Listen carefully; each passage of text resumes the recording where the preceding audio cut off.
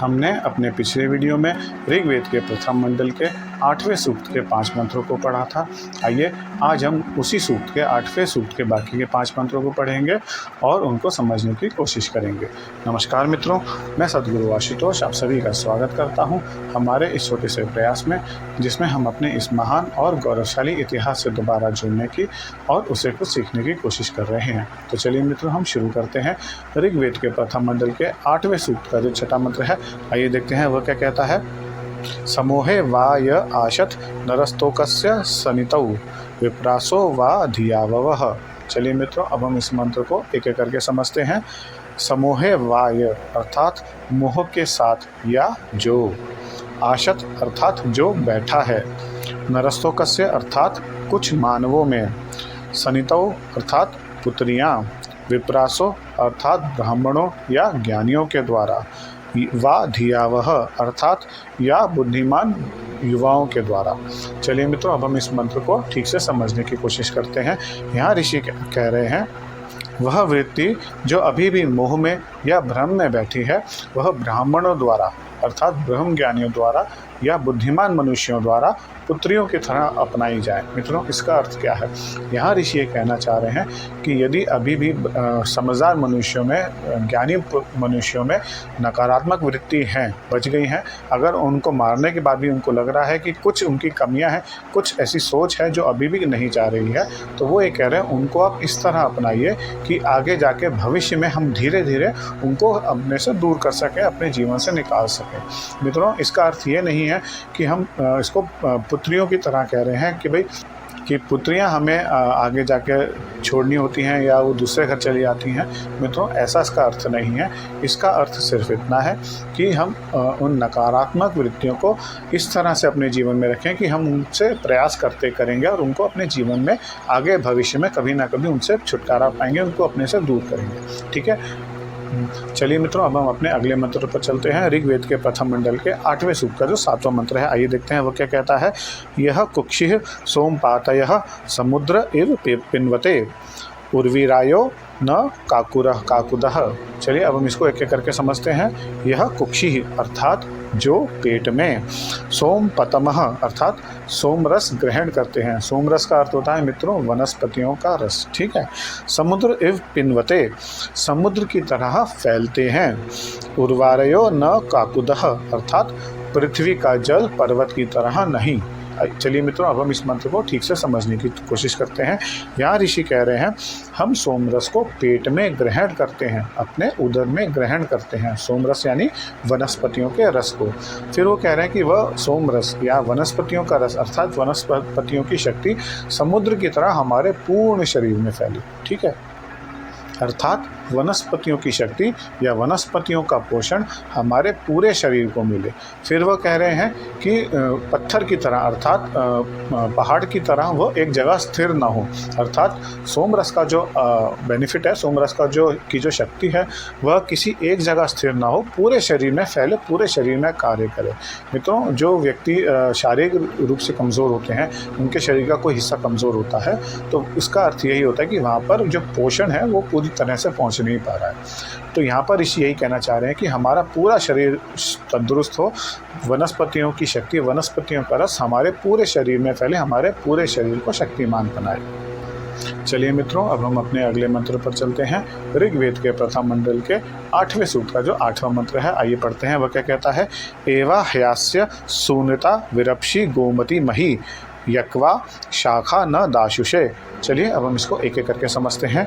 एवा ह्यास्य अर्थात इस प्रकार, वास्तव में इसका, सुनृता अर्थात शुभ सत्य, विरप्षि पौष्टिक या जीवनदायक, गोमती मही अर्थात समृद्ध व्यक्तित्व और विशाल व्यक्तित्व, पक्वा अर्थात पूर्णतः विकसित अर्थात पका हुआ, शाखा न दाशुषे शाखा न यज्ञ करने वाला है।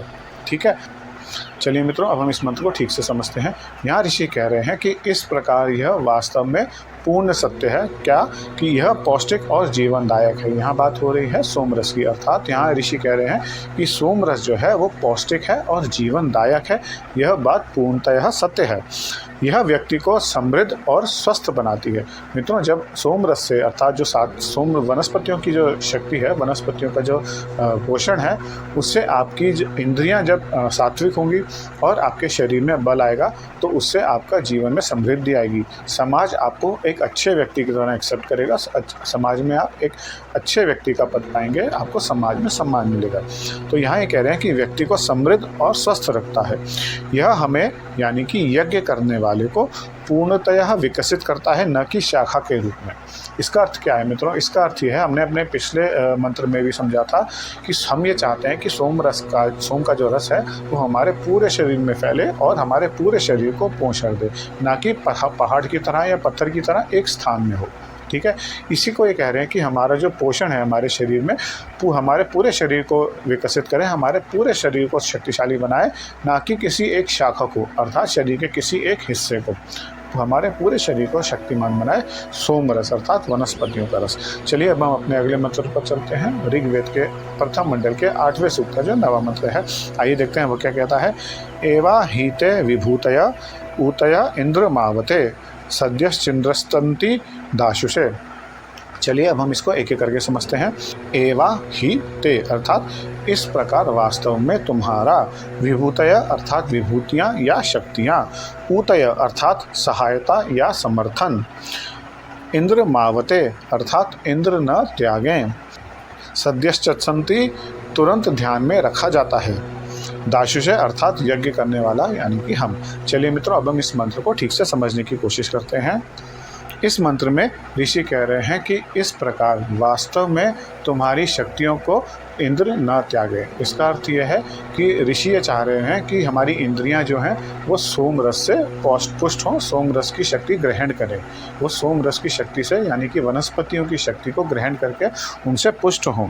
आगे कह रहे हैं, हम यह बात तुरंत अर्थात निश्चित रूप से ध्यान में करते हैं, ध्यान में रखते हैं। इसका अर्थ यह है कि हम इस बात को निश्चित रूप से मानते हैं कि सोम रस से हमारी शक्ति, हमारी इंद्रियों को शक्ति मिलती है। चलिए मित्रों, अब हम अपने अगले मंत्र पर चलते हैं। ऋग्वेद के प्रथम मंडल के 8वें सूक्त का जो 10वां मंत्र है, आइए पढ़ते हैं वो क्या कहता है। एवा ह्यास्य काम्या स्तोम उक्थम च संस्था इंद्राय सोम पीतये। चलिए अब हम इसको एक एक करके समझते हैं। एवा ह्यास्य अर्थात इस प्रकार वास्तव में, काम्या स्तोम उक्थम अर्थात इच्छित मंत्र को बोलना, च शंसा अर्थात और स्तुति करने योग्य या प्रशंसा करने योग्य, इंद्राय सोम पीतये अर्थात इंद्र के द्वारा सोमरस पिया जाना। चलिए अब हम इस मंत्र को ठीक से समझने की कोशिश करते हैं। इस मंत्र में ऋषि बोलते हैं कि इस प्रकार वास्तव में हम अपना इच्छित मंत्र बोलते हैं और इंद्र के द्वारा सोमरस पीने का समर्थन करते हैं। यहाँ पर ऋषि कहना चाह रहे हैं कि ये हमारा मूल मंत्र है, मतलब हम इस बात को मानते हैं। किस बात को? कि सोम रस से हमारी इंद्रियों को शक्ति मिलती है, तो हम अब हमारी इंद्रियों को सोम रस ग्रहण करना चाहिए। इस बात को हम मानते हैं, ये हमारा मूल मंत्र है। ठीक है, वनस्पतियों की शक्ति से हमारी इंद्रियों को सकारात्मक ऊर्जा मिलती है, सकारात्मक शक्ति मिलती है। ठीक है, उससे मित्रों हमारा मन शुद्ध होता है, हमारे विचार शुद्ध होते हैं, और जब हमारे विचार शुद्ध होते हैं तब हमारे कर्म अच्छे होते हैं। और मित्रों, जब हमारे कर्म अच्छे होते हैं, कर्म हमारे सात्विक होते हैं, तब समाज में हमारा कल्याण होता है, समाज में हमारा सम्मान बढ़ता है। तो यहाँ पर मित्रों ऋषि कह रहे हैं कि हमें अगर अपनी इंद्रियों को संयमित करना है, हमें अपनी सात्विक वृत्तियों को जगाना है और नकारात्मक वृत्तियों को, हमारी आसुरी वृत्तियों को ख़त्म करना है, तो हमें सोम रस अर्थात वनस्पतियों का रस या हमें वनस्पतियों को ग्रहण करना चाहिए। तो मित्रों, हमें आशा है आपको हमारे वीडियो अच्छा लगा होगा। आज आपने कुछ नया सीखा होगा, कुछ नया जाना होगा। मित्रों, यदि आपको हमारे वीडियो अच्छा लगा हो तो इसे लाइक कीजिए और ज़्यादा से ज़्यादा लोगों के साथ शेयर कीजिए। मित्रों, वेदों का ज्ञान ज़्यादा से ज़्यादा सनातन धर्मियों तक पहुंचना चाहिए। हम इसके लिए आपका आह्वान करते हैं। यदि आप हमारे वीडियोस को लाइक करेंगे तो यूट्यूब ज़्यादा से ज़्यादा लोगों तक हमारे वीडियोस को पहुंचाएगा। मित्रों, हम आपसे भी आशा करते हैं कि आप हमारे वीडियोस को अपने व्हाट्सएप ग्रुप्स में शेयर कीजिए, ताकि ज़्यादा से ज़्यादा लोग हमसे जुड़ सकें और वेदों का ज्ञान आसान सी भाषा में पा सकें। हमारे चैनल को सब्सक्राइब कीजिए। हम वेदों पर और ऐसे ही अन्य महत्वपूर्ण विषयों पर वीडियोस लाते रहते हैं, जिनसे आपके जीवन में कुछ सकारात्मक परिवर्तन आए। मित्रों, आपसे दोबारा मिलने की आशा में अब हम आपसे विदा चाहते हैं। माँ भारती आपका कल्याण करें। जय श्री राम।